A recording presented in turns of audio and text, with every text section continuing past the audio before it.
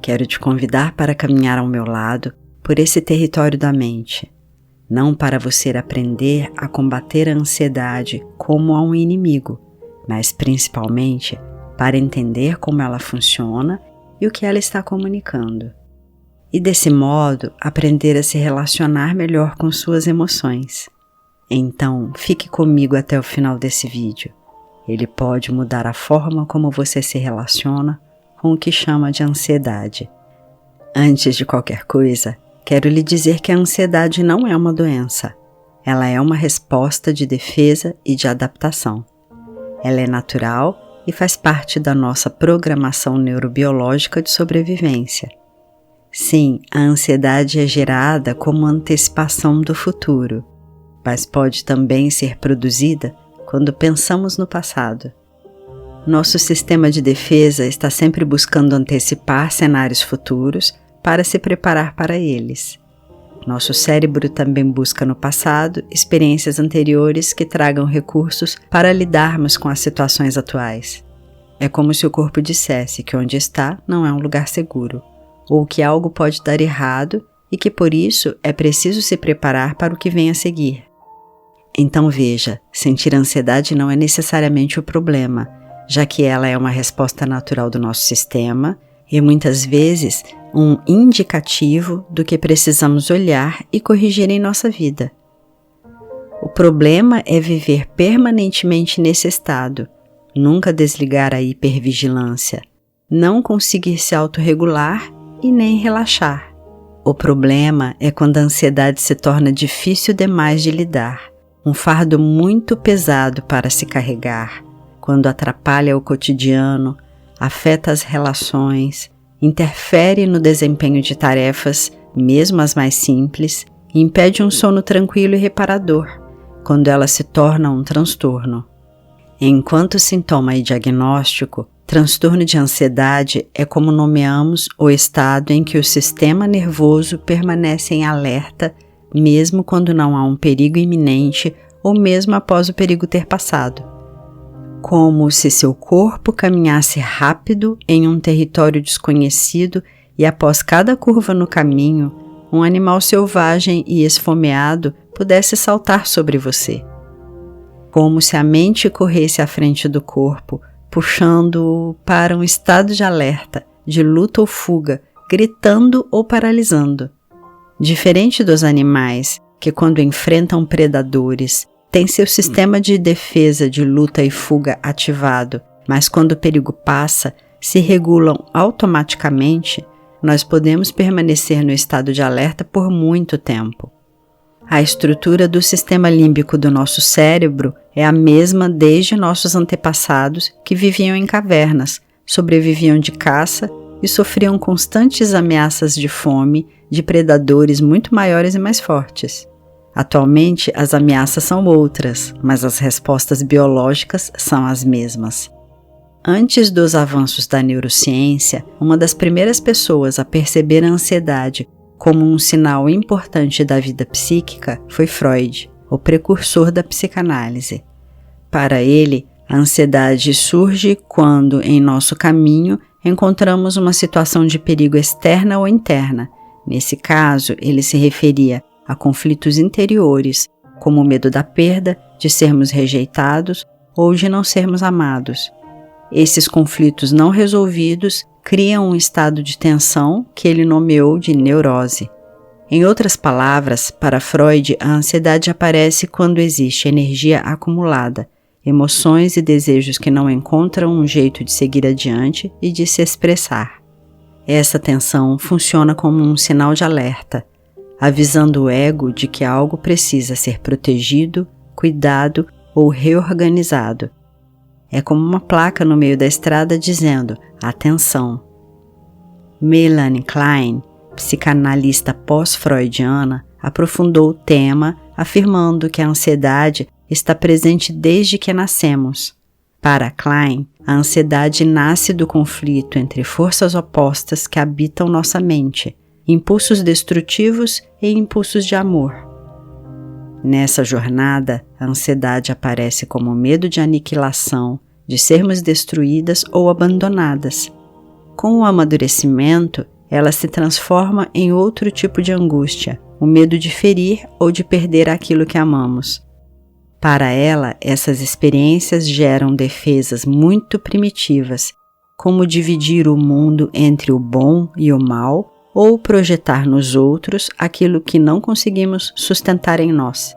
Mas, ao mesmo tempo, é justamente a ansiedade que impulsiona o nosso crescimento, com o surgimento da culpa, da capacidade de reparação, de integrar amor e ódio e de seguir caminhando com mais complexidade emocional. Já a psicanalista Karen Horney postulou a ansiedade como um aspecto central da mente, assim como para Klein, Horney afirmava que a ansiedade surge na infância quando a pessoa se sente desamparada, sozinha ou emocionalmente insegura, muitas vezes por experiências de negligência, rejeição ou hostilidade no ambiente familiar.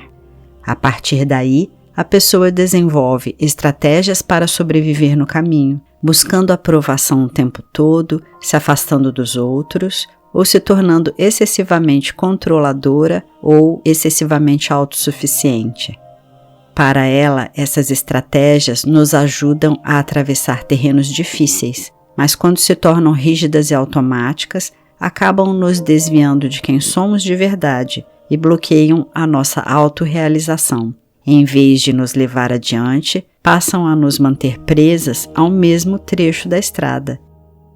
Os psicanalistas atualmente debatem a ansiedade como resultado do mal-estar contemporâneo, da pressão social e do excesso de estímulos. A neurociência lançou ainda mais luz sobre essa emoção tão complexa, nos mostrando que a ansiedade está profundamente ligada ao sistema nervoso autônomo. Do ponto de vista da neurociência, a ansiedade pode ser entendida como um descompasso nos circuitos do cérebro. É como se alguns sistemas de alerta estivessem sensíveis demais, tocando sirenes o tempo todo. Nesse processo, a amígdala, região do cérebro ligada ao medo e à sobrevivência, fica hiperativa, enquanto o córtex pré-frontal, responsável por avaliar, planejar e regular emoções, tem dificuldade de assumir o comando. O resultado é um estado constante de vigilância, preocupação que não desliga e sensação de ameaça mesmo quando o caminho parece seguro. Esse cenário também envolve desequilíbrios químicos quando neurotransmissores responsáveis por regular calma, humor e motivação deixam de trabalhar em harmonia. Quando a amígdala entra em alerta máximo, ela reage rápido, muitas vezes antes mesmo de termos consciência do que está acontecendo. O corpo acompanha, o coração acelera, a respiração fica curta, os músculos se contraem. Já o córtex pré-frontal, que deveria ajudar a interpretar a situação com mais clareza, tem dificuldade de acalmar esse alarme interno, alimentando a ruminação e a sensação de perda de controle. Esse funcionamento também se conecta ao eixo do estresse, conhecido como eixo HPA, que ativa o modo luta ou fuga, que já descrevi em vídeos anteriores. O problema é quando esse modo vira padrão, como se estivéssemos sempre atravessando um terreno perigoso, mesmo em momentos de descanso. A boa notícia é que o cérebro não é um mapa fixo. Ele muda, se adapta e cria novos caminhos. Isso que nós chamamos de neuroplasticidade. A terapia, especialmente das linhas que trabalham com exposição gradual e consciente aos medos, ajuda o cérebro a aprender que nem toda estrada oferece perigo.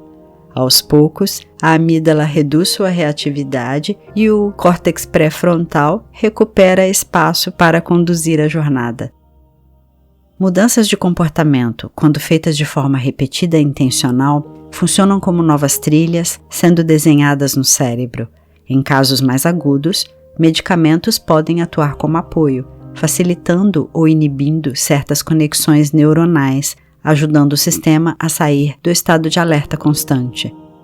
A nutrição e alguns suplementos também podem colaborar, oferecendo suporte à saúde cerebral e ao equilíbrio químico. Compreender esses mecanismos muda completamente a forma como olhamos para a ansiedade. Em vez de pedirmos para que alguém simplesmente se acalme ou pare de pensar demais, passamos a criar condições reais para que o cérebro aprenda novos modos de existir, tornando o caminho mais habitável, possível e gentil. Mas a teoria da neurocientista Lisa Feldman Barrett é a que mais nos traz gerência sobre nossas emoções.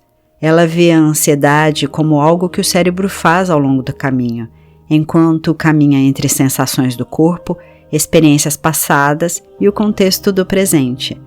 E a partir disso, ele constrói sentidos.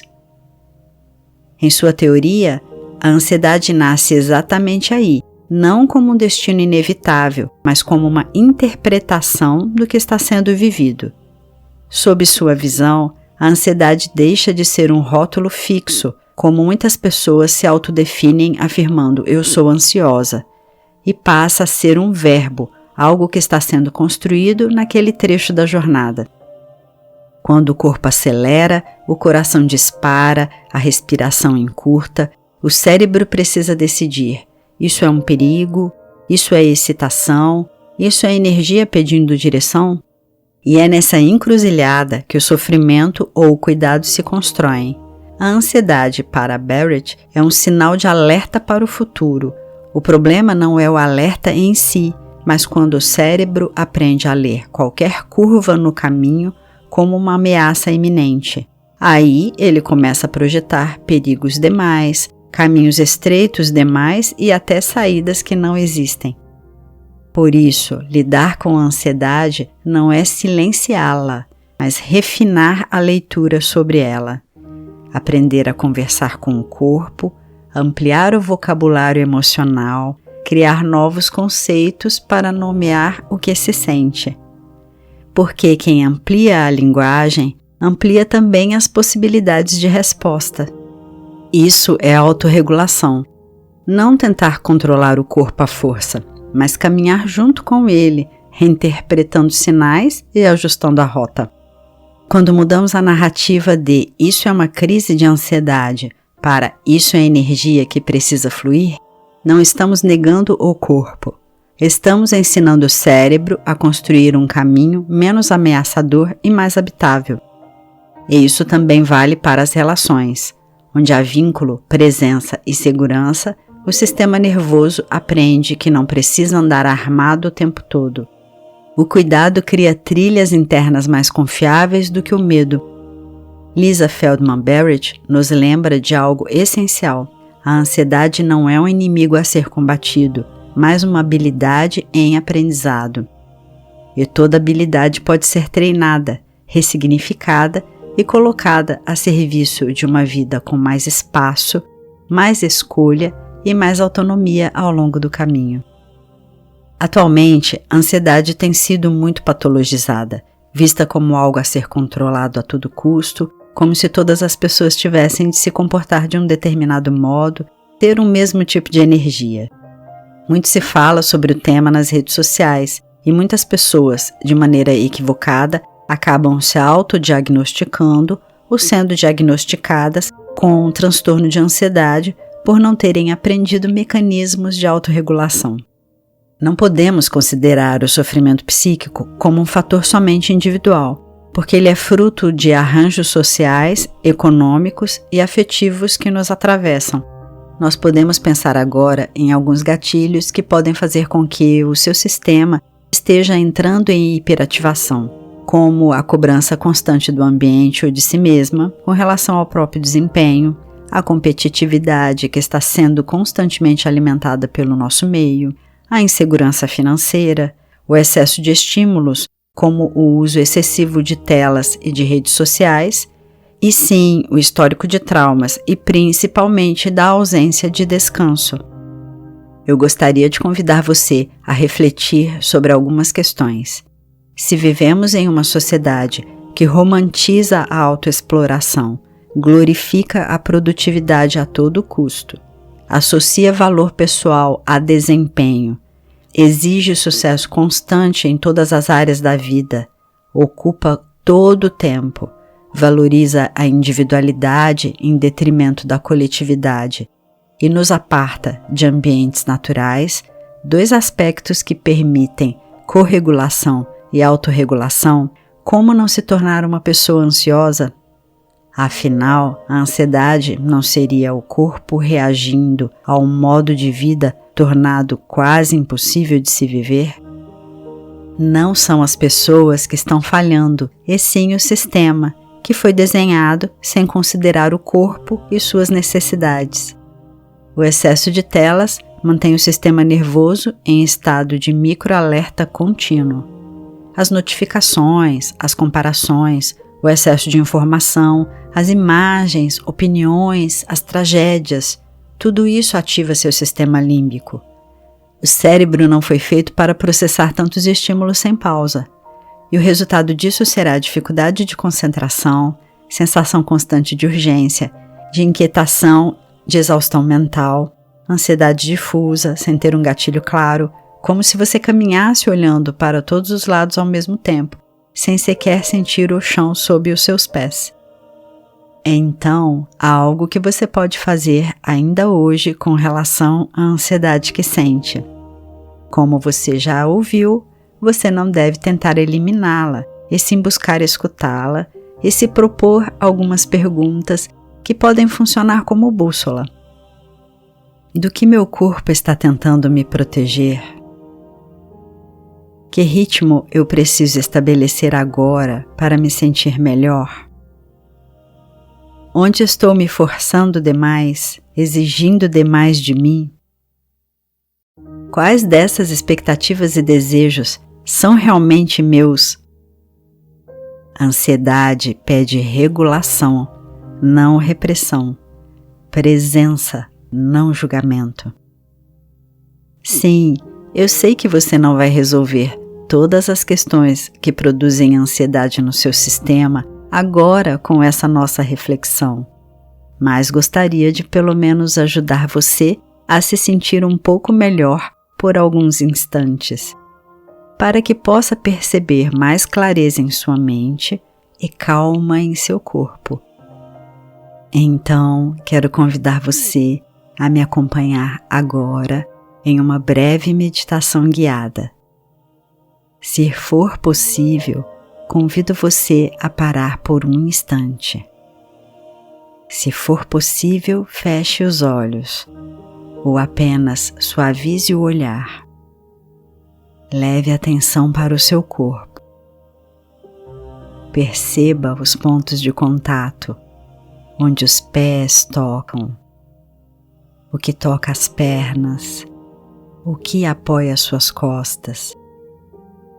Respire profundamente pelas narinas e solte o ar pela boca, mais lentamente. Isso mesmo. Imagine agora que você está em um caminho. Qualquer caminho. Não precisa saber para onde ele vai. Você só precisa sentir que há chão sob os seus pés. A cada expiração, permita que o seu corpo solte um pouco do estado de alerta. Não tudo, só um pouco. Diga internamente: agora eu estou no meu lugar seguro. Agora eu posso desacelerar. Fique aqui por mais 3 respirações profundas.